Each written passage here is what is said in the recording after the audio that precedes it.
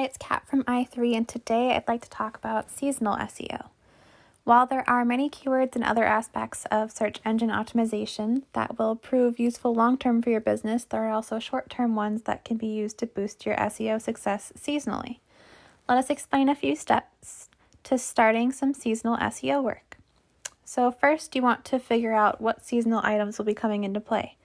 Each season has its own themes and keywords to consider, so figure out what your customers will be thinking about during this time of year.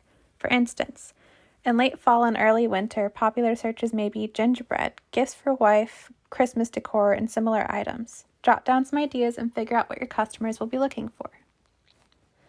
Next, you can pick out what terms relate more directly to your business and figure out how to integrate them. Popular terms that you may want to weave may vary in relation to your business, so you'll have to weed out ones that don't make sense for what you do. For instance, a mechanic might have a hard time figuring out how to relate to the phrase pool time. However, if you think about what service of yours becomes more popular for that season, it might lead you down the right track.